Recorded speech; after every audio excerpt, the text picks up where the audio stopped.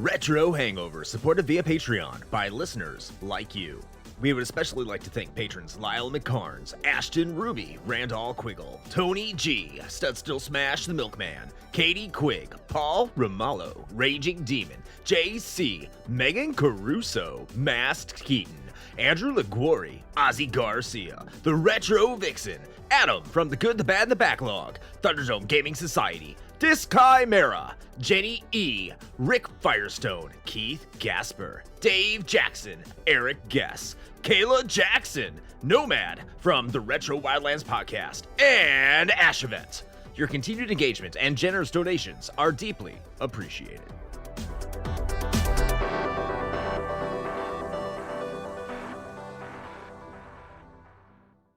Open your ears and crack some beers. You are listening to the most recent episode of Retro Hangover.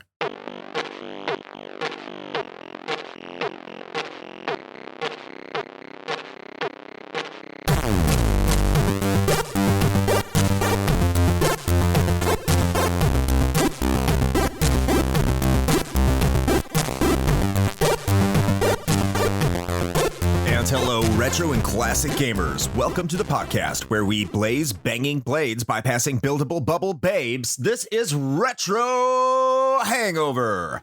I'm your co-host, Chris Copleen, with special guest Brian Captain N, and, as always, your host, Shane. Discovering buildable buildings, Dick Dragon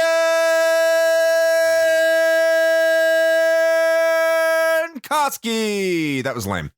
You there's a missed opportunity in the alliterative intro today. Oh? It should have been buildable bubble butt babes.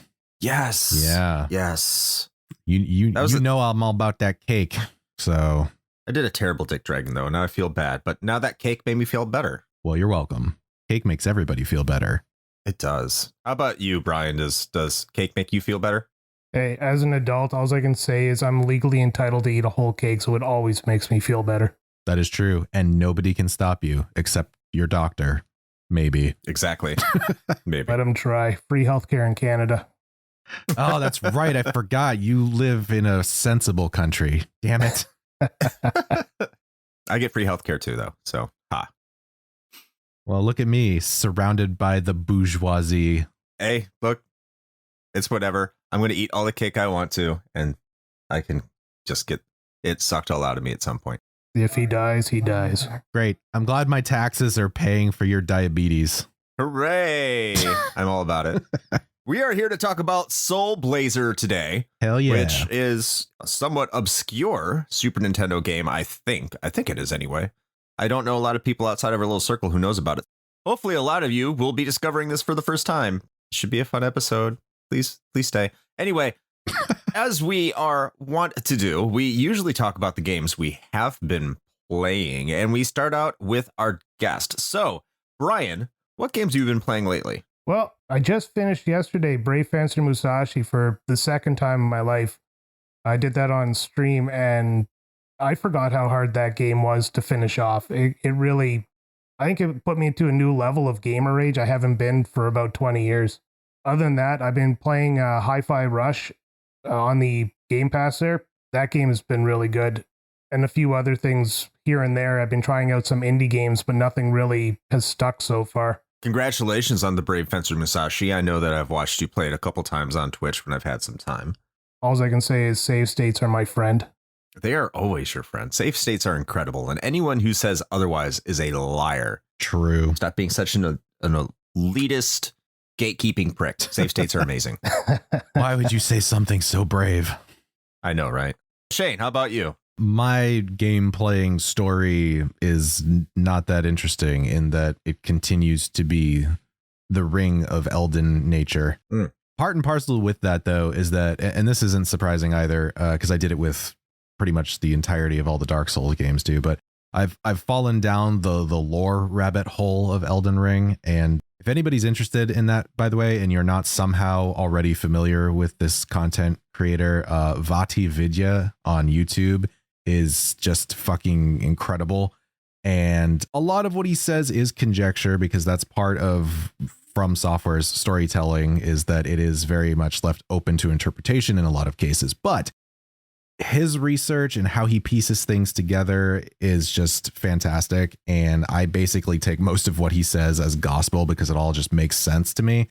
So if you ever want to know like the very intricate backstory that is part of Elden Ring, I would highly recommend going and checking out his videos because they are just awesome. I will sit there for 45 minutes and learn about the background lore of like Mikola, which is actually a huge pivotal character in Elden Ring. So that's a lot to say that I've just still been playing Elden Ring, have not finished my first playthrough yet, and I am creeping up on almost 200 hours played. So good times. Definitely not taking away from my gameplay for any other games that are just filling my backlog, but it's worth it. The eternal Elden backlog. That's right. Yes. Well, I mean, I don't have much to report on either.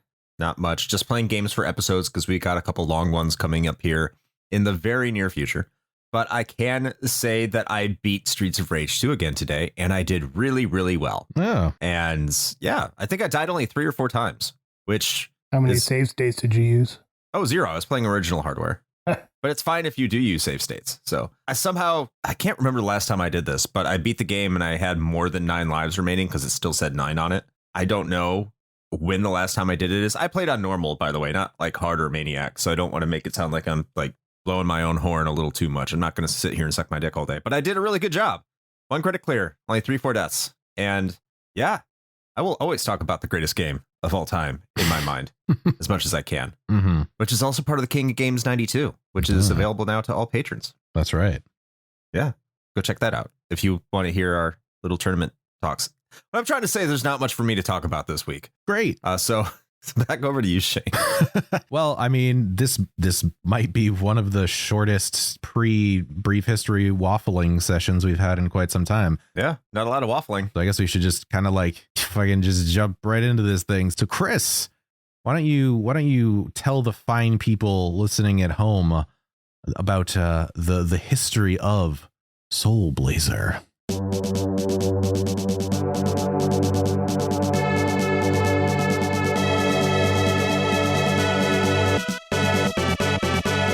To be in the business of making top-down action games has to be tough, especially back in the 90s. You're in a niche enough genre as it is when it comes to any market outside of Japan, and no matter what you do, you will always be compared to the gigantic shadow that is The Legend of Zelda. None of these concerns would stop Quintet from making these games, however, as they would set out to create a series of games that would encompass an entire continuity within the genre.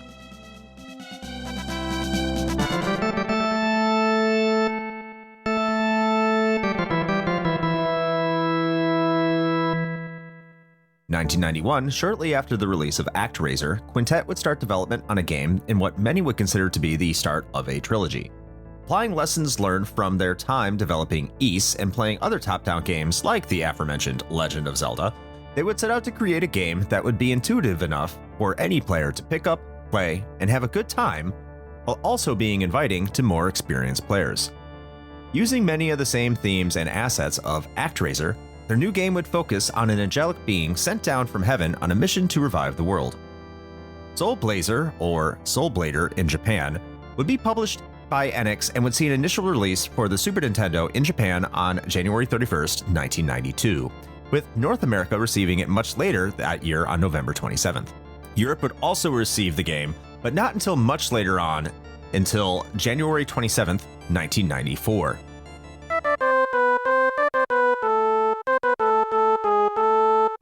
Reviewers would rate the game favorably, with most outlets scoring it in the mid-80s to low 90s out of 100, and compare it to Zelda as one would expect. The praise was considerably high, with claims that it was just as fun and as challenging as Nintendo's premier franchise. The game saw a decent success in its home nation of Japan, selling over 200,000 copies throughout its time in retail. The numbers weren't as substantial in the West, with North America only seeing 70,000 copies moved in its region, and Europe only claiming 20,000 sold there.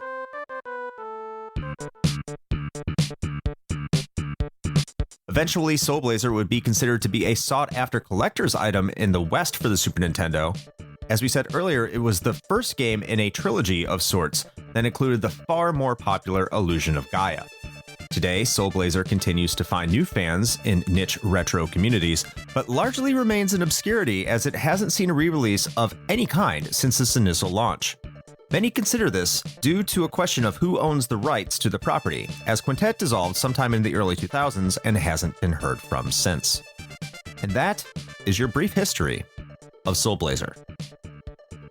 All right. Thank you, Chris, for that brief history. And you know what? One of those niche retro communities just happens to be us. It does. Yeah. This was also in the King of Games, 1992. Wouldn't you know it? Wouldn't you know? Yeah, unfortunately, it didn't do as well as I hoped it would. Shh, we don't know that. Shh, spoiler quiz. Nobody knows that. Just...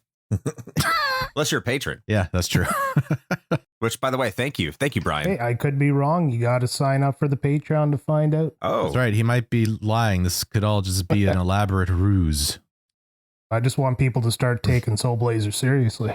Agreed. I agree. That's why we're doing this episode today. Hopefully. Anyway. But if you wanted to know why Are we not doing the episode? What's happening? Well, hopefully they take it seriously. Ah, okay. Yes. But if you wonder why the brief history was so lame, it's because there's really not much out there that talks about any sort of development history when it comes to Soul Blazer. I think that's largely true for a lot of Quintet games. I haven't looked up Gaia or like Terranigma or Grand Stream Saga or any of those things, but it just seems like they were a relatively quiet developer. They weren't majorly successful, so I don't think a lot of the games had a lot of development notes, especially in the West, because a lot of these games no one really cared about here. So finding any sort of information as compared to like a Sonic 2 is going to be extremely difficult. Yeah, I guess that's understandable. So I suppose we typically kind of like just roll into the first unofficial official category of the back half of the podcast, which is our personal experiences. We traditionally like to let our most esteemed guests go probably last on this one so they can get a good word in, because honestly, and I don't know if we do this on purpose, I think we do, but I think we usually bring in guests that have like way more interesting experiences with these games than we do. Yes. So, we just got to supplement our shortcomings, I suppose. But Chris, why don't you go ahead and start things off? Because I'm spitballing here, but given that it is a JRPG of sorts, I just feel like maybe your story is better than mine. Probably not. Maybe a little bit longer. Oh, here's the thing, man. Like, I didn't even know this game existed for a long time, like a real long time. I think I found out about it maybe 5 years ago. Oh, wow. Like, I knew of Illusion of Gaia. Right. I had heard of Terranigma. And then they're like, oh, Soul Blazer. I'm like, what the fuck is that? And then I saw the screenshots. I'm like, I'm serious. I have no fucking idea what this game is. In fact, like when we started, like before we started doing the King of Games 1992, and that came up, I was really kind of rooting for it because I just figured out about it and it looked interesting. It looked intriguing. And but initially I was like, this looks like a really old version of those games. It can't be that good, can it? Because it almost looks primitive in comparison to what they graphically did with Gaia and especially Terranigma. Mm-hmm. So I was happy I had an opportunity to play it for this podcast, and we'll definitely be able to get into why. Because as Brian said earlier, this is a game I do think needs to be taken seriously. Yeah, that actually lines up way more with my experience than I thought it was going to. Yeah, I had no idea that this was even a thing. And frankly, I probably wouldn't even have known that Illusion of Gaia was a thing either, had it not been for a friend of mine loaning me the game cartridge at one point. They were just like, yeah, you'd probably like this. You should check it out. And then through a series of unfortunate events that nobody could have foreseen, I somehow ended up hanging on to said cartridge. And then it just kind of became mine. And now it's Chris's. I'm borrowing it. Yeah. Yes, you are indefinitely borrowing it. And that's fine. But yeah, I had no clue. And the thing is, I still find this funny. And I guess it's maybe just a sort of like natural evolution of my taste in games, I guess. I was not actually much of an RPG person back in this time period, like at all. I was very much more just into straight up like, platformers and action games and stuff like that. I didn't really dip too far into RPG territory, at least not on consoles. My exposure to RPGs really started with computer RPGs, PC RPGs. So it was a very, very, very Western bend on the RPG genre. So it wasn't until much later that I kind of circled back to a lot of the more classic JRPGs.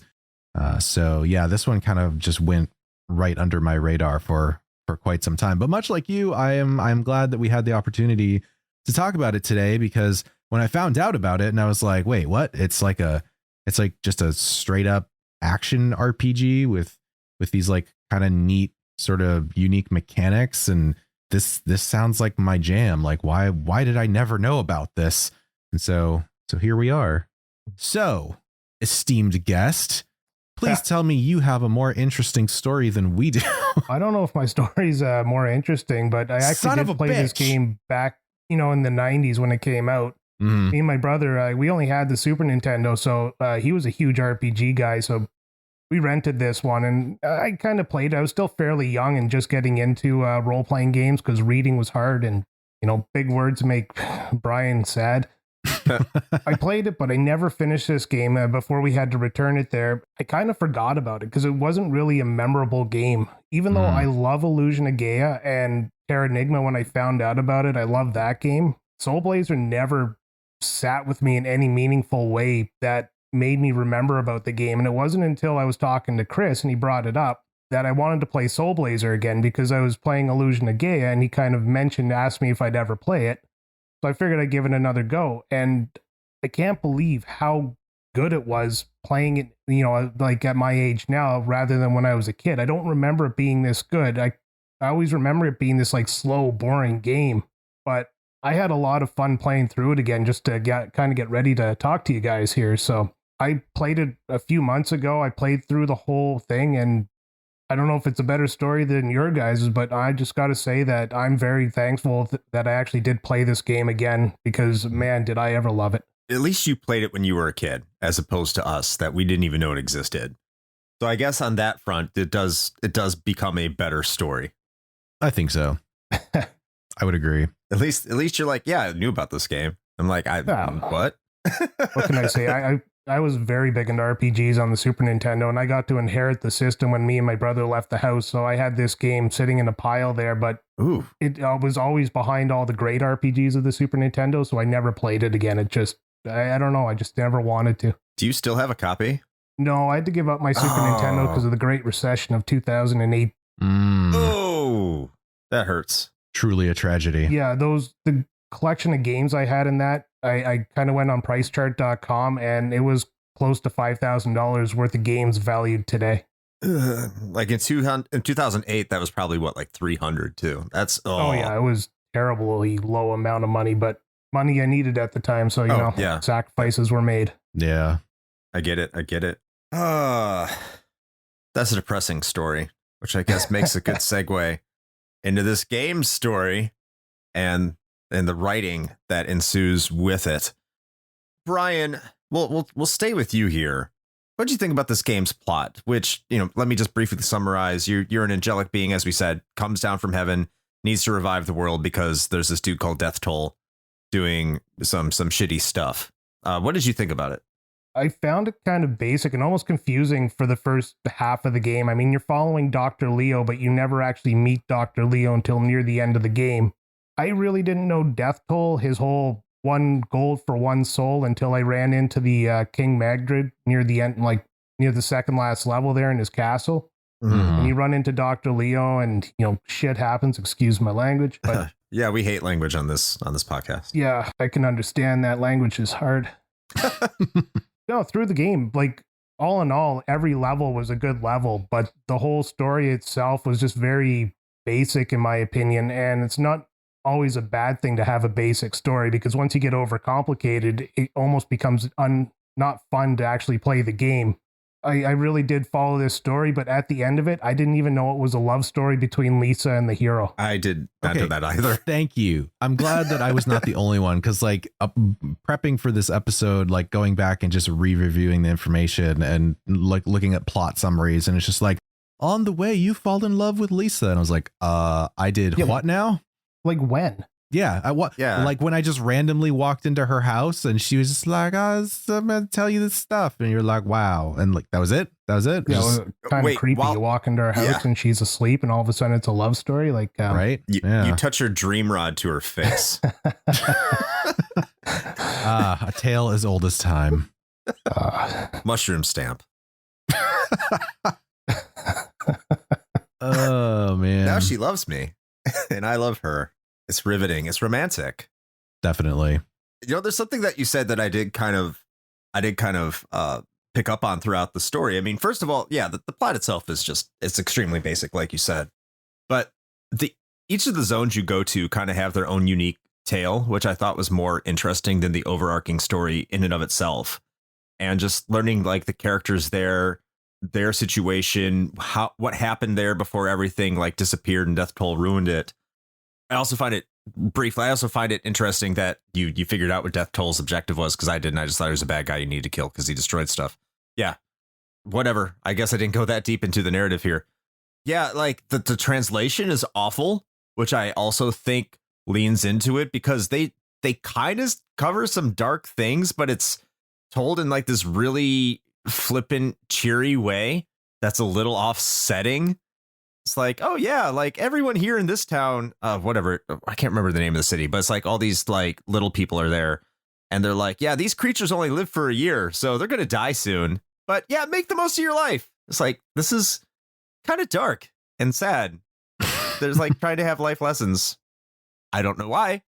Like, I guess we just got to carry on. They're like, yeah, isn't that cool? Like, not really. Like, it's kind of sad, but I think, the story itself is what it is, and I think it's really hurt by the writing, just because this was a bad localization. So who knows what it was like in Japan.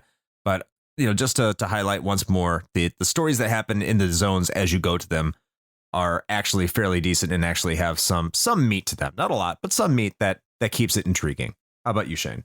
Yeah, I think that's a pretty fair assessment. I think the overarching plot is kind of like, okay, yeah, it's not a whole lot to talk about there necessarily, but you bring up a good point in that I think it's less about the high level sort of storyline and more about how that gets fleshed out as you sort of like release and rescue the creature. Well, pretty much everything. You can talk to fucking tulips, so like trees and people and animals, and you like get there, you talk to them, and you kind of get more of the bits and pieces of what happened with them and how Deathtoll and this king's lust for gold kind of like totally screwed with them.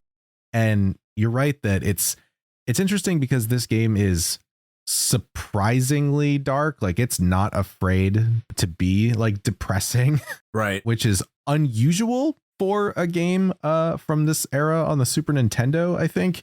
And so in a way, that's actually oddly kind of a refreshing take, I think, on things. But just talking to some of the people after you kind of restore them, you know, they're just straight up just like, yes, I was consumed by, you know, an all-encompassing darkness, and I did not know where I was or if I would ever return. And then like you talk to people whose like significant others were, you know, disappeared or whatever, and it's just like, man, like this makes this real. And so even though, truth be told, I think the name Deathtoll is just a little too on the nose. It's kind of ridiculous, actually, but it's great. It's right up there with big bad names from this sort of era of gaming. That's for sure. Not quite the same as Red Falcon, but I might be biased about that.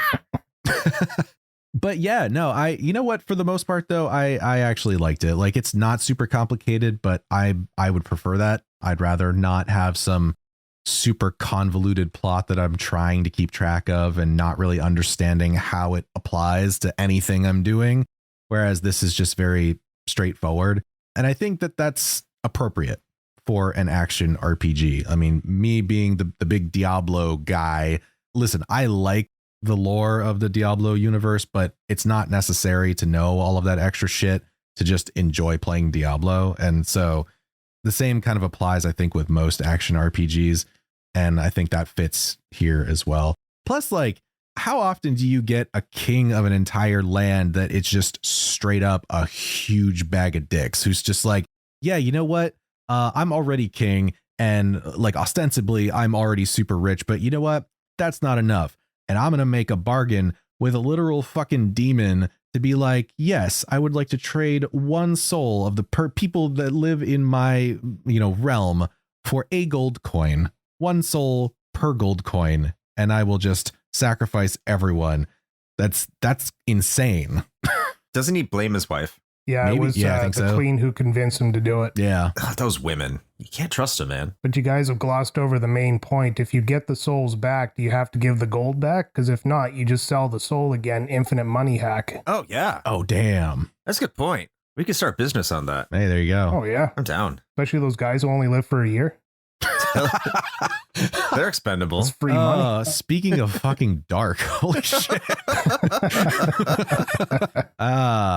Capitalism.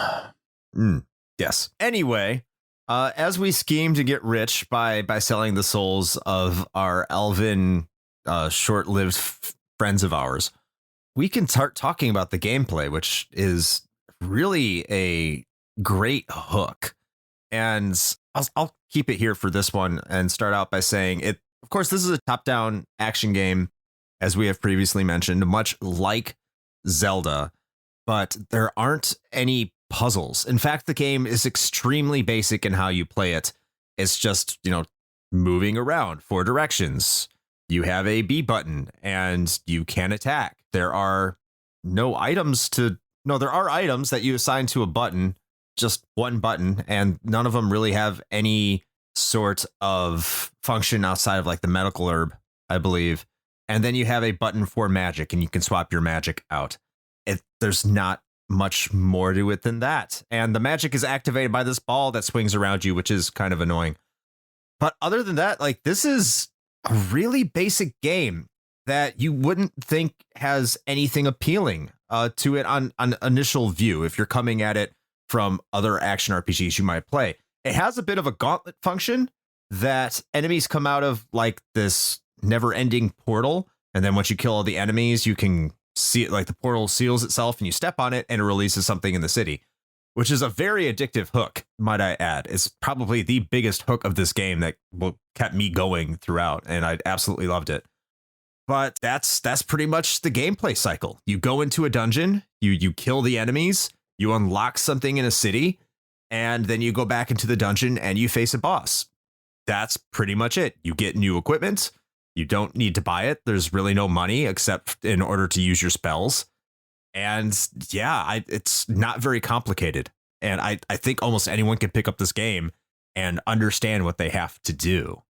What about yourself, Shane? Yeah, I think so. The gameplay itself is extremely basic, like you said, but as you mentioned, that's not the main hook here. I think if it weren't for the fantastic gameplay loop that they've implemented with your traditional sort of dungeon crawl, coupled with the gauntlet style destruction of the monster layers, which then causes, a town occupant's soul to basically be freed and then reincarnated in said town, and seeing that reconstruction of each of these towns as you clear more and more of these dungeons, that loop is just, it's so satisfying. And yes, that's the big draw here. The gameplay itself, honestly, it's not great. It is very basic, but at the same time, it's also kind of squirrely, where sometimes the hit detection is not fantastic. No. And then there are other times where, and I did this a lot, I'm sure both of you did, I would assume, but I figured out pretty quickly for certain enemies, you could just position yourself in a particular way near their monster layer or the generator that's creating them. And because their AI is like, not really all that advanced. They will always like walk in a certain way. And so you can just sit there and just spam attack. And basically what it was doing essentially is kind of exploiting the diagonal that you're at. That's really what it is, because the arc of your weapon can hit a diagonal that they can't get to you at. And so like you can just stand there and be pretty much scot-free and just kind of mash the button. And also I'm kind of all over the place here, but since we're talking about the combat and stuff, I was a huge not fan of most of the boss encounters in this game. Oh, are you kidding? I love the bosses. I have stuff to say about the bosses. I did not like most of them. I think that they tried to do something different and it was more of just an exercise in tedium more than anything most of the time. So I give them kudos for trying something a little bit different in that they're trying to give you a somewhat unique mechanic or something for each of the boss like arenas, but it just didn't stick with me. I didn't think it was, I don't think they stuck the landing on those, but the overall gameplay loop is really the selling point here. And that's what got me real hooked into this, because like I said, it is incredibly satisfying to have that like incremental progression where it's not only just like completing a dungeon, but you get all of these like interstitial little dopamine hits of like, oh, I cleared another monster layer and now this, person is back in town. And then those people and places and things that you reincarnate, you can then teleport back to town and talk to them and, unlock new things or, learn more about the story or something to that effect. So that super well done. The gameplay itself, iffy, but it's serviceable, I think. Brian? Yeah, I'm going to start with the bosses because you got me all like pumped up on this one here, because I agree with you. The bosses didn't stick the landing, and the wild shift in difficulty from one boss to the next was just something that drove me nuts. Mm-hmm. There was one point there where I had to turn the game off, go look at videos to pick up strategies, and it turned out you stand on the specific spot and you just swing your sword and you can kill him. That was the pirate ship skull. Took me about 15 tries just to realize if I stood one step to the left, it was over. But then the next enemy, I wouldn't even need a walkthrough. I'd just kill the guy and not even know how I did it. But that kind of takes away. I always believe there should be a progression in difficulty when it comes to bosses. It should always be fairly easy to almost impossible in that order. Mm-hmm. But for the gameplay itself, I'm a big fan of like ActRaiser, so I really like the layer mechanic there, where you have to unlock people in the city by destroying the layers. The only problem is, like ActRaiser, you sit in one spot, wipe the enemies out of that layer disappears, you move to the next one, repeat the cycle. It gets tedious after a while, and it kind of slows you down when you have to beat 10 enemies coming out there in a slow progression. And like you said, take one step to the left and swing your sword at an angle and you can nail the guy. But the problem with that is if you don't get in that right spot, the swinging of the sword immobilizes you. Mm-hmm. So as you swing the sword, you're kind of stuck where you are and the enemy runs into you. Well, I'm a button masher, so I'd be swinging the sword 10 times and I'd be stuck in a spot and like 3 enemies would run into me. So if they could just lessen that little sword swing there, it would have been a lot better. Kind of like Zelda Link to the Past. It's a little bit slower so you don't get stuck in that animation for so long. Other than that, the levels, I really enjoyed the levels. I actually like the kind of the map, the mazes of the levels, the different tiers of the levels. The fact that you go underwater, you need the armor that lets you breathe underwater. I remember going back one time and I forgot to put the armor on and my brain couldn't quantify why I was dying. So I remembered. But thing I didn't like though was the magic, that soul that floats around you. I hated using the magic because I hated trying to figure out where it was going to shoot. Yep. I don't know who signed off on that as like an acceptable mechanic, but I absolutely hated that the entire time. I agree. I adjusted to it. Oh, it was so bad. Like so many times I wanted to like just hit something, but I'd run out of those little spheres before I could actually hit something with the magic. So then I'd be, shit out of luck because I had no magic left. Yeah. It was frustrating. Well, the thing about the magic is, I mean, I didn't mind it. I adjusted to it after time. But the thing is, there's only one spell I even wanted to use, which was Light Arrow. And everything else, I was just like, I wasn't even worth bothering, even if they provided some advantages. Like I tried the tornado, but the tornado was slow and it would just kind of move around. Then you had this flame that would kind of pop flames around you, but it wouldn't go where you wanted it to go. So the only one that I could really ever have any sort of control over was light arrow and maybe the fireball, and everything else I ignored. Would only shoot the direction you're facing. So if you had to kind of run away from an enemy, well, now you're shooting a new direction, and it was hard to use. Yeah. Yeah, and I tried to kind of cycle through some of the different magic spells because I was like, all right, well, I super hate this rotating ball idea, but maybe I can mitigate that by, using a different spell. Because like the first one you get with the flame ball, that's pretty hard to be accurate with just because of how the magic sort of mechanic works. And I think I actually used light arrow for most of the game just because of that fact that like it just shoots out in each cardinal direction. So it's like a little easier to try to hit shit with it. I know I tried using the magic flare and I was not super successful about that. I had high hopes for the rotator spell too, and I was underwhelmed. I will say the Phoenix spell is great, but you only use it for like 5 minutes in the entire game. Yeah, which really sucks. Yeah, so it's like right at the end. Yeah. Yeah, which you need to use for the final boss too. So there's no way you can beat the boss without it. Now, two things I do want to bring up based off something that Brian said here. And one that becomes tedious, which I kind of agree. I do think this game does overstay its welcome a little bit. I think by the time I got to like the last and second to last area, I was kind of getting tired of the gameplay loop. The novelty of unlocking new areas of the town, it kind of worn off on me a little bit. But what I did like and appreciate is I feel that you can play this game almost entirely without a guide, because that is how I played it. And for an RPG, especially during this time or just any time in general, to be able to play it and know that you're not missing anything, or like, oh my God, like I can't do this because I didn't find an item 3 towns ago that was underneath a fireplace that was hidden that I had to investigate for no reason.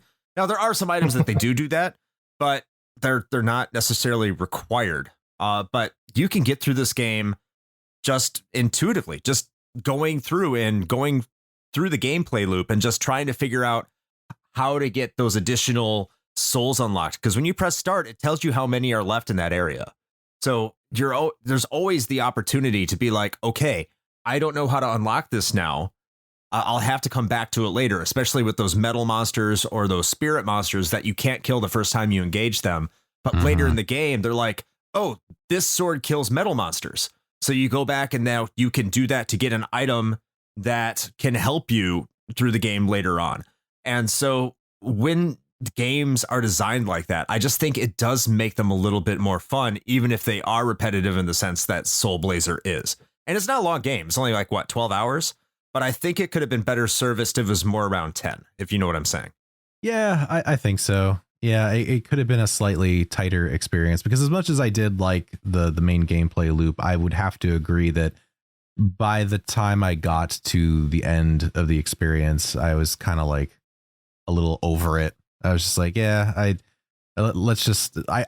got to that point where I tend to get to with a lot of games that tend to go a little bit longer than they should, where you just start to go from just like, yeah, all right, I want to see what's next, to more like, I want this to be done now. And that's about where I got.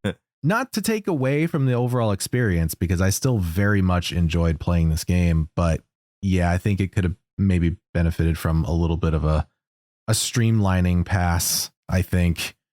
I know that there's like a couple of things that did bug me about some of the backtracking. To its credit, I will say that I agree with you in that it was this game, especially compared to a lot of its, contemporaries of the time, is far more transparent about those like collectibles and whatnot, because like you said, it gives you that very clear like count of things. And so you're like, oh, okay, I know I've missed something here, so I guess I'll have to come back when I have a new item or something like that. And I do really appreciate that, because as you, Chris, know very well, and anybody else who's listened to the show long enough probably knows, one of my biggest gaming pet peeves is missable items, but more specifically, missable items that are either, well, not, I won't say required necessarily, because if they're required, then that's a much bigger issue, but more like missable items that like objectively make the game a better experience. And I know the argument sometimes is like, oh, well, you don't really need it. Like, it's just like a better piece of armor or whatever. And I'm like, yeah, but fuck you. Why do you think I'm playing this game? Like, I want to get the cool armor and the cool weapons. Like, so why would it be something that you hid off somewhere that I would have no idea how to get? Fortunately, this game doesn't really do too much of that. What was the bracelet? It was the one that like combines the two. Oh, it doesn't do a good enough job as either. I know what you're talking about. The one that doesn't double your strength or defense, but adds 2 to each. Yeah, the super bracelet. That's what it Something was. like that. Yeah, is that like the Queen's house? And so that one's pretty missable, but I think other than that, it's not too egregious. I do appreciate that. Yeah, I still didn't use that one. Yeah, but you don't need it because the other bracelet will double your offense and the other one will double your defense. So that only raises it by a little bit. It could be preferable, but I don't think it's a required item, which is another thing. Like, you have to know. Well, it's not required, but it does. But no, it combines the effects, the full effects of both. Oh, the power bracelet and the shield bracelet. I didn't know it combined them. I just thought it was it didn't raise it by as much on either side. No, you just straight up take half damage and then you deal twice as much if you have that. I never used the bracelets because I always had like the herb equipped, because that's the only way you can heal is when you run out of health. The herb heals you if it's equipped. So I always left the bracelet off to the side. I just never found a need to use it. And kind of one of my things about this game is the power-ups were just meh, just kind of nothing that I'd write home about.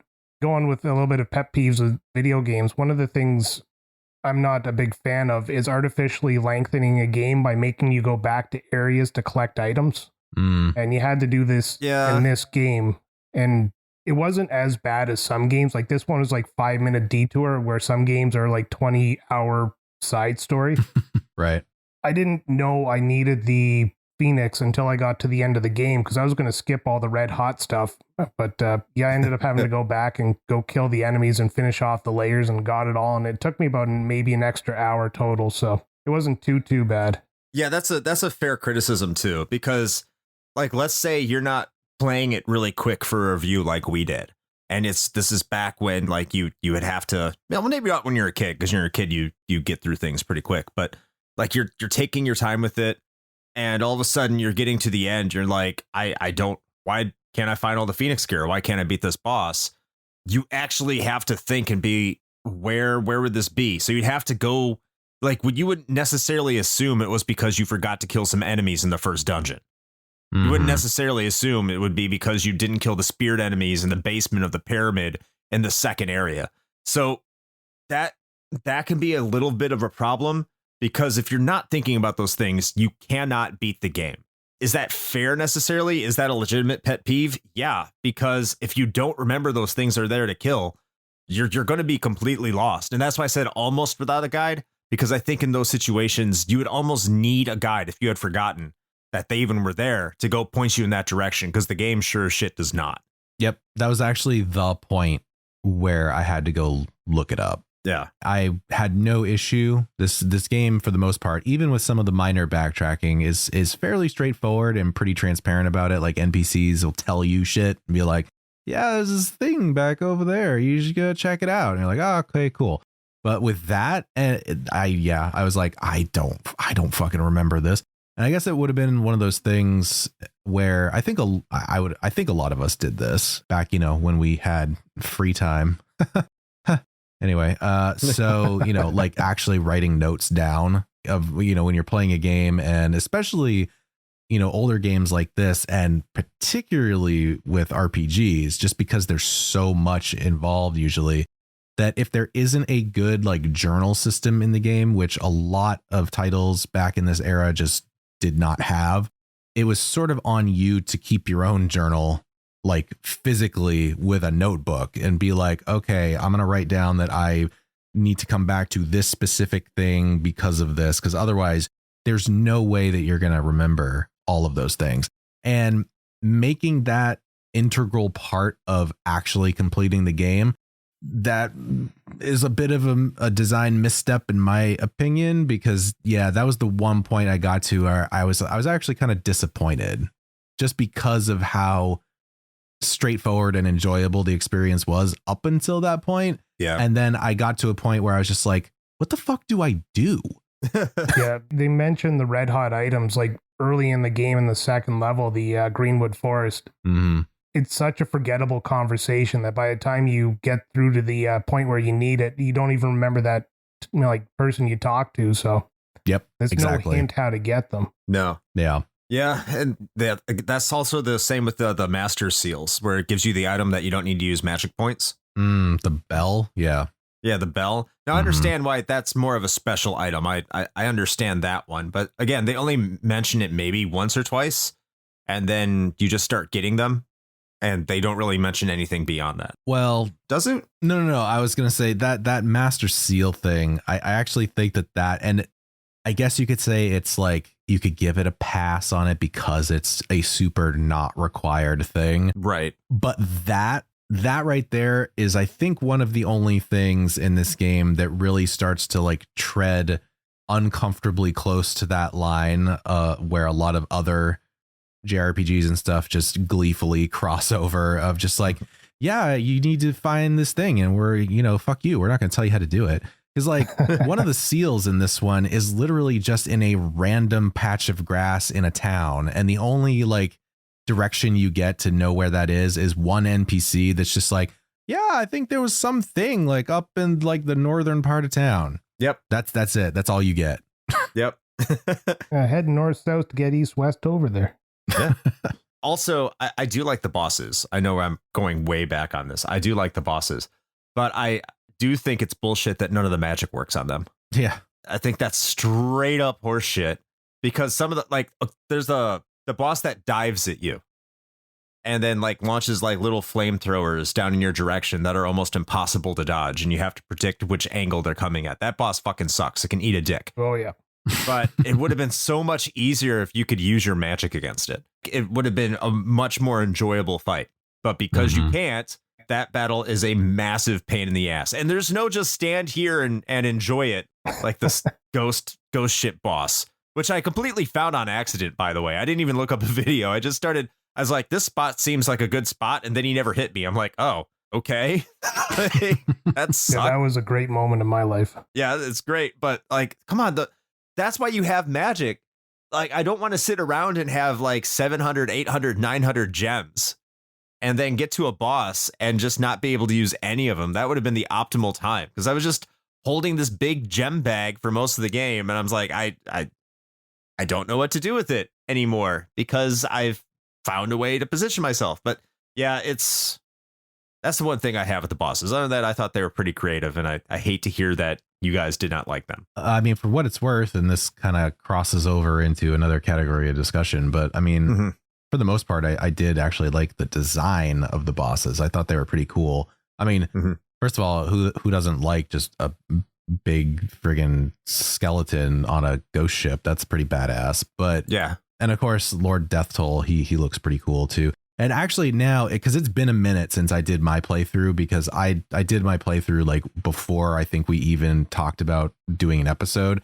I think actually part of the reason we're doing the episode is because I was like, hey, I liked this. We should talk about it. Yes. But this is stirring one of the memories that I think I'd suppressed, which was, and this might have just been me, but I actually super hated the Deathtoll fight.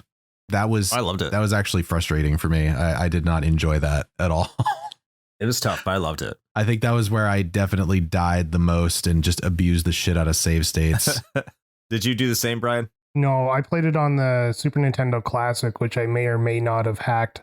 So yeah, I didn't naturally have on there. Really save states. I had the one available save state, but I only used that just because if I didn't find a save point, I just quit the game for the night. But no, I died a lot on Deathtoll, and every time I had to go back to the last save file and restart the fight all over again. Oof.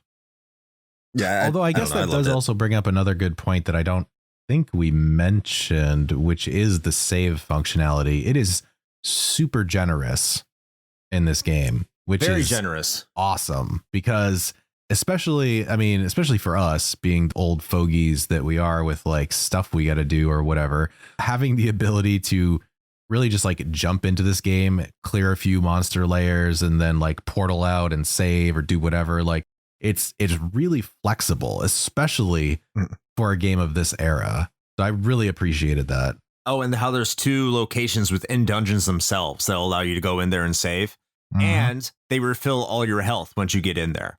So that was a godsend right there. Yeah, that's why I found myself not using any of the herbs like Brian did, is because as soon as I get low on health, I just beeline it in the direction where all the enemies I had killed had been and just go back to that point and just like recover all my health and then go back and start killing dudes again. Yeah, I'm pretty That's sure smart. I should have rolled. thought about that. I'm pretty sure I rolled through most of this game with the power bracelet on. I was just like, more damage. Like I'm the Yes, kind please. of person that, you know, when I played Pokemon, never took a move that wasn't just a straight damage thing. I was just like, what? A buff? Get the fuck out of here. That doesn't do damage. I ain't got time for that. Yeah, I'm the type of guy that likes to block a punch with my face, so I ended up dying quite a bit of time. I think that pretty much, I think we've covered the gameplay pretty well. So we were talking about bosses earlier and how good they looked, but how did this game look overall? Brian, let's start with you. What do you think of the graphical presentation? I like the graphics. Like, I like that old Super Nintendo feel, especially the early days of the Super Nintendo, but I didn't realize or remember that Legend of Zelda was released the same year. So when I started looking at comparable games, the graphics kind of fell down a few notches in comparison, but I still like the graphics. I like the colorful games. I like the different levels. I like how you know where you are. It's not just you're on a mountain because a title came up at the beginning of the level. Yeah. The bosses, like Shane said, they look really good in this game. And overall, like, I think this game is very good for its time for graphics. I think it should be listed as one of the best of 92 for Super Nintendo graphics. Ooh. I think that's a bit of a hot take, but we'll see. Shane, what did you think? Yeah, I'm not sure that I'd rate it that high. That's a pretty high bar, but I will say that I did very much enjoy the presentation here. It is definitely like got that early Super Nintendo kind of vibe to it, but that's not necessarily a bad thing. I feel like there were some spots where the graphics, to me anyway, felt like a little, how do I put this?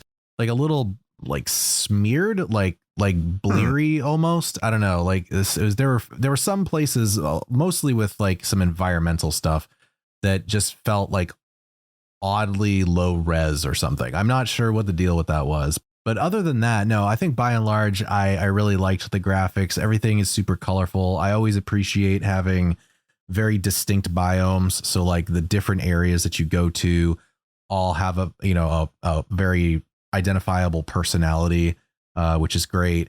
And I guess this kind of factors into the graphical presentation because we didn't necessarily talk about it in the gameplay, but I'm also kind of a sucker for like a good overworld map. So having that in here too was a nice touch. I'm not sure why that is. I feel like it just maybe gives me more of like a sense of place in the game. So I really liked that as well. That actually might be part of the reason why I had an issue with one of the games that we played recently, because there was no map to speak of, but it's fine. That's true. I actually did not like the graphics. I did Really? not think they looked good. No. And I think it goes to something that Brian did say. I mean, you look at other games that came out this year, and it's like the environments I think are okay. But in terms of the sprite work outside of the bosses, I just don't think there's anything that good going on. I actually think they're pretty bad. When you compare it to The Legend of Zelda: A Link to the Past, which came out this year, when you compare it to Contra 3, when you compare it to Turtles in Time, and these are just like Super Nintendo games, even when you compare it to like Super Mario Kart, I understand these are bigger companies with a bigger budget in North America, especially when you're talking about Quintet. But even when you consider that Enix was the publisher, and Enix was not short on cash at all over in Japan because they were just bathing in that Dragon Quest money. But that's almost like an Enix hallmark, because a lot of Enix games just, especially in like that time, looked bad. Enix is not known for having really good looking games. And I think that kind of lends itself to what you were looking at in Soul Blazer. I know you guys like it, but like the character design, if you could take that character sprite, and I understand it comes a little bit later, but you compare it to the character sprite and the animations and how everything looks in Illusion of Gaia, it's night and day. And Gaia, I think was only like a year, if at most a year and a half away from this. So they weren't too far separated. It feels like this should have been an earlier title. Like if you had told me this game came out in 91, like right around launch time, I would have believed it. But because it does have better graphics overall than ActRaiser when you're doing the raise part, when you're flying around as a little angel and shooting things. But it doesn't have as good as graphics as ActRaiser when you're doing the action parts. And this is the same development company. So I do think the graphics are lacking. It doesn't take away from the experience, don't get me wrong, because I think the gameplay is strong enough to support what's going on screen. I don't want to sound like a graphics whore or anything. But I just think, like, comparatively speaking, what I think the Super Nintendo could do and what they did bring to the table outside of the environments, which I thought were just time appropriate and really good for that time, like the character sprites and everything that went with it, just they fell short for me. And it does look like a more primitive game. Well, yeah, I could concede that point. I think on a lot of the character sprites in particular, I guess my mind goes more to the environments usually. And so from that perspective, I really enjoyed it, especially like the world of evil at the end, like the like cool, space kind of swirly background thing that you have going on was a really, really neat thing.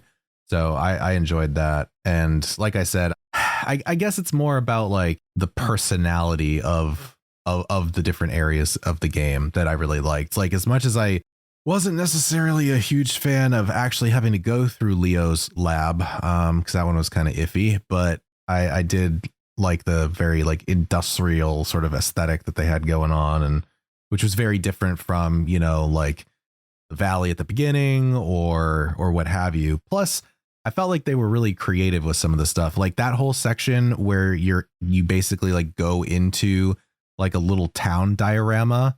Like that was really neat.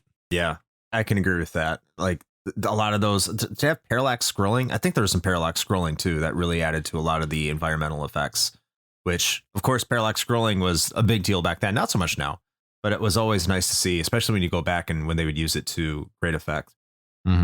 Brian, you have anything to add for graphics now that we've destroyed your hot take? Oh, yeah. Well, I'm feeling a little attacked here, but I'm not going to retract my opinion. I like the graphics, like the look of that type of game. It's just where I'm happiest.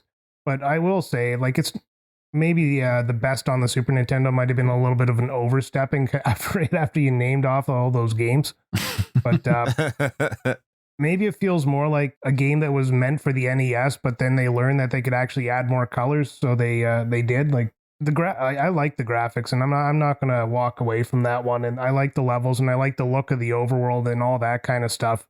It's not overly complicated, but yeah, there are some points there where you can kind of see that this isn't a big money game, and Enix obviously is pocketing all those golds for the souls they gave up for this game. All those golds for the souls were in slime. No, overall, I have nothing really more to add to it. I think I'm just going to cry into my sleeve for a bit. It's fine. We'll give you a minute. Yeah. I appreciate it. Just because it's the hot pepper. It's the hot pepper that's causing those tears. Oh, yeah. Damn, who's cutting onions in here? Oh, sounds like crying. But we're moving forward on some other sounds, which is about the music and sound for this game and what we thought of that. So while Brian consoles himself, I'm going to kick it over to Shane to see what he thinks about the game's audio quality. Yeah, so this game soundtrack should not work, but it does. Ooh. And the reason I say that is because it's like not what you would expect from this kind of like sword and sorcery sort of game. But instead of the typical, like very epic orchestral stuff or the slice of life, like little cozy town tune or whatever, you end up with a lot of things that are just like, did you want some funky bass with like a fucking horn section? Because that's what you're going to get. And on paper, that should not work for this game at all. Right. but somehow it does.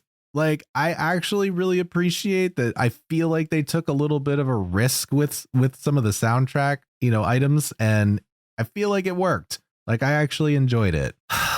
Uh-oh, here comes. Half of it's good. There's sometimes I think most of the soundtrack, if we're talking just music, is mostly forgettable and does not work. But I think you're onto something when you say when it tries to be like more funky, when it tries to be more upbeat.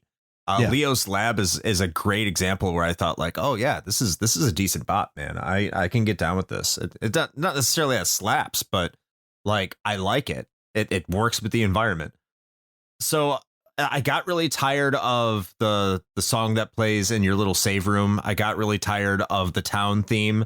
I didn't think they were particularly good. I didn't think all the dungeon themes were all that particularly great, but there were a couple I wouldn't say that necessarily stood out a lot, but they were good. They were okay. I'm not going to rave about them. I'm not going to bitch about them either, but there's a lot that I just like, no, it can go away. The other thing that I have to say is I wish I hadn't played so much ActRaiser before playing this game, because there are so many borrowed assets in terms of the sound effects.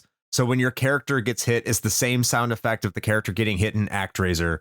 And when you hit an enemy, it's the same sound. And when text scrolls, it's the same sound. I'm like, they just took everything they did in ActRaiser and just put it on this game. It's just copy paste right over. And that irritated the shit out of me. And I can't tell you why. If I didn't play ActRaiser before this game, I probably wouldn't have cared. I said, it sounds fine. It sounds good.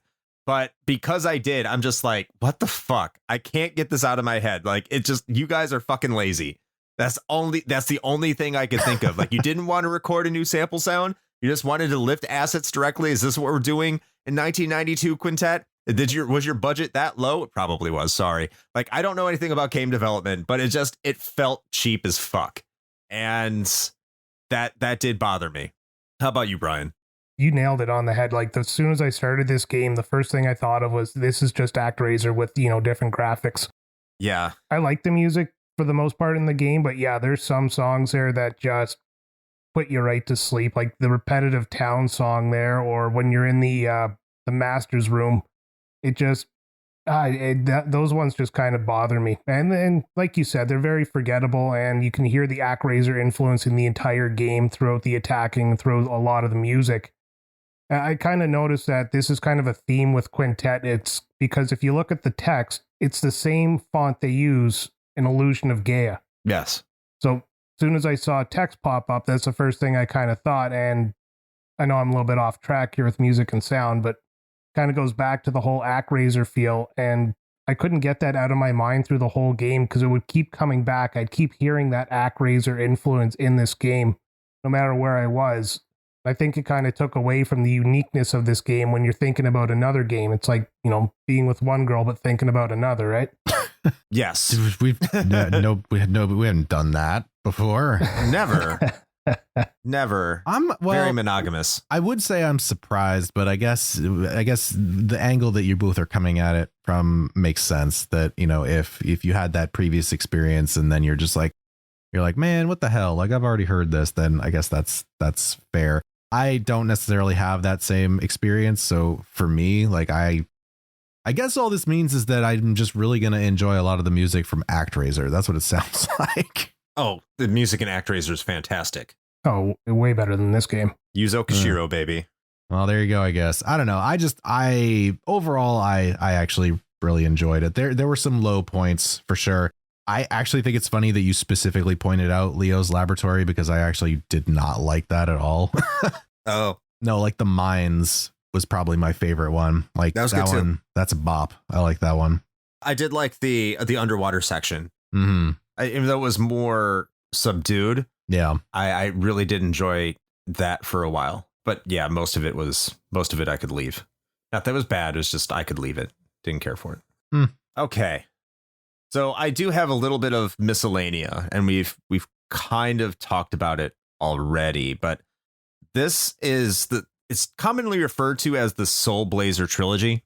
That this is the first game that is part of those three games that is commonly referred to as being the trilogy is Soul Blazer, Illusion of Gaia, as we've said, and also Terranigma. However, other games that are loosely connected to it or reference games within the series are also ActRaiser, which has similar themes, also Robotrek, and the Grand Stream Saga, which is a PlayStation 1 action game.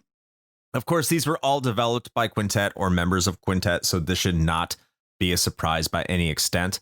But yeah, they share information. And in fact, there's a time in, I believe it's an Illusion of Gaia. And let me know if this is correct or not, Brian, because I know this is a game that you really like, that they talk about how the reason the world keeps changing is because a meteor or a comet keeps hitting the world. And it's the fourth time that it hits the world in Gaia. And then when you consider like what they made overall, it's ActRaiser, Soul Blazer, ActRaiser 2, and then Gaia. And then after that's Terranigma, where the comet is destroyed. So yeah, they're in the same world. And I think that's incredibly fascinating. Even though they're not directly connected, they still share all these elements in world building that if you pay attention, they do reference each other in the various games. Like the first boss of Soul Blazer is in Illusion of Gaia, and he directly references Soul Blazer. And that's just, things like that are just so cool to me, because it's not out there in front to let you know they are direct sequels, but they do let you know that, hey, we did work on these previous games and they are connected. And that like is a really big payoff to people who love them. That's all I got from Miscellanea. All right. I don't know what else to add to that. There you go. I got a few things I guess I could throw in there as well. I was kind of looking up this game to see if any links were really there between the unofficial Soul Blazer trilogy, and I kind of found some stuff like an Illusion of Gaia. When you go to Angkor Wat, you'll find a room with a crystal that looks like the ones from the master room in Soul Blazer. And then in Terranigma, you have the Soul Armor, which is the armor you find in Soul Blazer. Mm-hmm. Not to mention, all three games in some form have a Phoenix referenced in it. In Soul Blazer, it's the final attack you get to take on Deathtoll.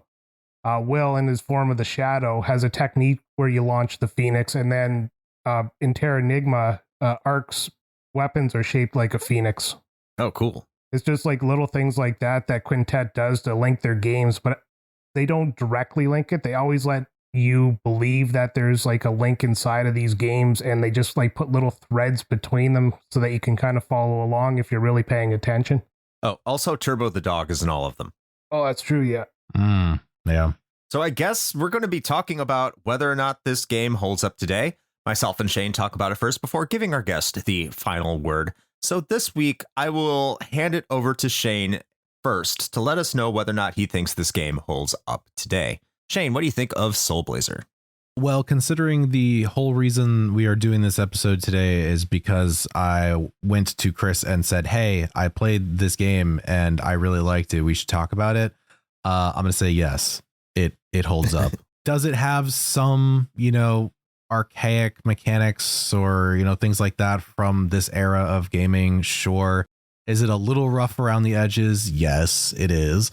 But by and large, with a few minor nitpicks notwithstanding, if you like action RPGs and you're not looking for some super involved plot with a whole bunch of twists and turns, and you really just want to jump into a game that honestly gives you a really satisfying loop of incremental progress in the midst of your sort of macro progress over the course of the entire game, you could do a lot worse than this. Like, this Soul Blazer is a fun time, and it's not super challenging with the exception of a few of the boss encounters. So just for the most part, it's just an enjoyable experience. And honestly, this also, just because I haven't had the opportunity to really jump into the other sort of unofficial entries in this trilogy, which also apparently is often nicknamed the Heaven and Earth trilogy, which so that's a thing. It also just makes me want to try the other games too, because I would assume, given that Terranigma came after this, that it's sort of like the enhancement and refinement of this game, which, ostensibly means that it's just going to be an even better experience. So I definitely would say, if you haven't checked it out and you're a fan of action RPGs, you should definitely find a copy of this. Whether that involves an eye patch or not is up to you. All right, thanks, Shane. And yeah, if you try and find a copy of this, I think it's about $100 nowadays. So you might want to Yar, definitely Yar. I would tend to agree. This game is great. I think it's very simplistic, but I am a simple man who likes simple games. So it does its job well. Not to mention, I am a big fan of the game Dark Cloud for the PlayStation 2.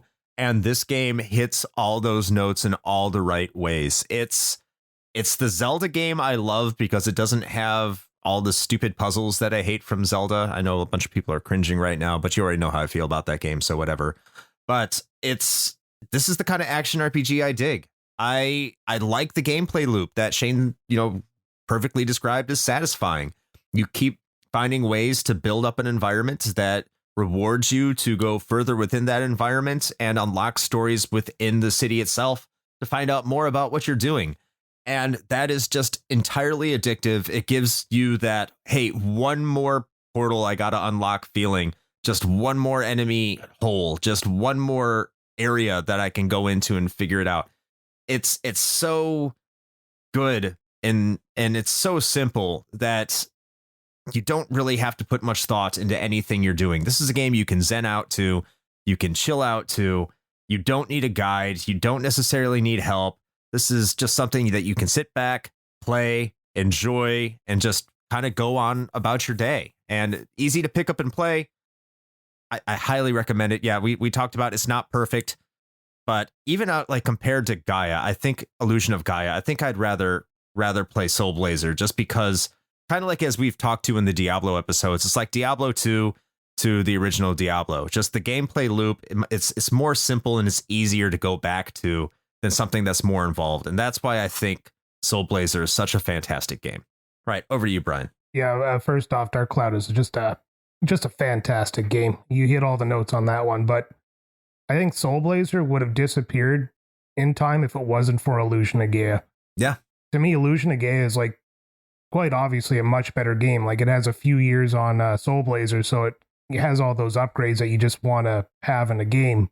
You guys hit the nail on the head there with the you don't need a guide for this game. It's very simple to sit back and just play the game. There was nothing that really frustrated me except for some of the boss fights where I had some problems with. So I'm not going to claim I'm a calm gamer when the game takes advantage of my kindness, but this game never really put me in a mood where I just wanted to drop it and just not play it anymore. So if you are a fan of things or of Illusion of Gaia and Terra Enigma, I mean, this is definitely a must play. And because those games are so popular in today, I think Soul Blazer is kind of brought up with them to being relevant in today's landscape. All right. So there we go. Clean sweep. This game is worth playing today in 2023. You should go check it out. Go get that eye patch. Put it on your SNES Classic. Load it up in RetroArch. We support illegal activity to an extent. Thank you very much for joining us, Brian, Captain N. Thanks for having me. I'm so happy to have you on the show. We know you've been getting around and like hyping us up and asking people to come listen to us, and I really do appreciate it. You have a great Twitch channel too, by the way. So why don't you let people know how they can find that? Yeah, I'm usually streaming on the weekend right now just because, stupid work gets in the way of my fun. But you can find me at Captain N versus the game on Twitch. Usually every Friday and Saturday, I try to be on there now. Usually playing retro games. Sometimes I'm trying out some new indie games, depending on my mood and how I feel and how bad my week went. So if you want to come check me out, please come along. I enjoy the conversation. Awesome. All right. Thanks again, Brian. Really do appreciate you being on this show. But hey, Shane. Now it's time to check us out. So why don't you let the people know where they can find all our other things? Oh, God. Okay. Everyone gather round the shill shack so that we may hawk our wares at your face. I feel like I might need to start shortening this bit, but we'll see. But hey, you know what? You're listening to this episode, which means you're already here, and we appreciate the hell out of that. So hopefully you enjoyed this episode. If you haven't had a chance to go back through our ever increasingly extensive backlog, then I would highly recommend that. And you can do that as well as check out things like our merch store or perhaps become a patron of the show. by heading over to Linktree/Retro Hangover. That's linktr.ee/Retro Hangover. And speaking of that there Patreon, at the time of this recording, for as little as $1 American dollary-doo, you too can experience the King of Games tournament of 1992, where we bring a whole pantheon of podcasters together to objectively decide what the best game of the year 1992 is.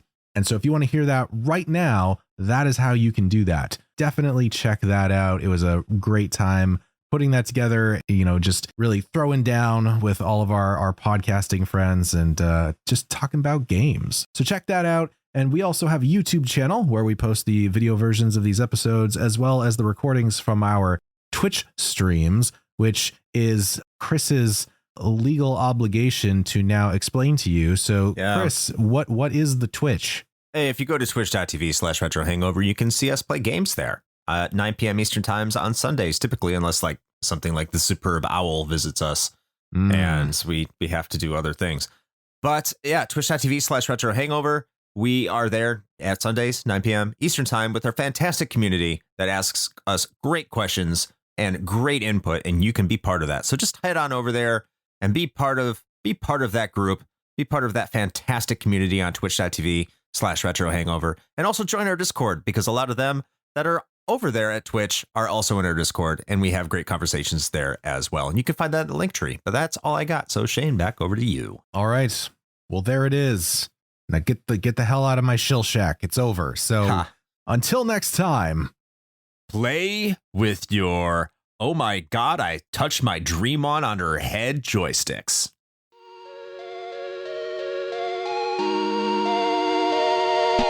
Shane here with a quick message. The one rule Chris and I have always gone by regarding advertisements is this: it has to be something we use and can personally vouch for. If you know me, you know I love coffee, and Bones Coffee Company has been my go-to for home brewing for quite some time now. Their small batch beans come in an impressive variety of flavors, like Mint Invaders from Chocolate Space, or Electric Unicorn, which I swear tastes exactly like Fruity Pebbles. And the best part? No added sugar or calories involved, just natural flavors infused right into the beans themselves. Build your own sample pack of 5 4-ounce bags to find out which flavors speak to you, or jump in head first with full 12-ounce bags. They've even got K-Cups. Step up your homebrew game with Bones Coffee by visiting bit.ly/RHPBones. That's bit.ly/RHPBONES.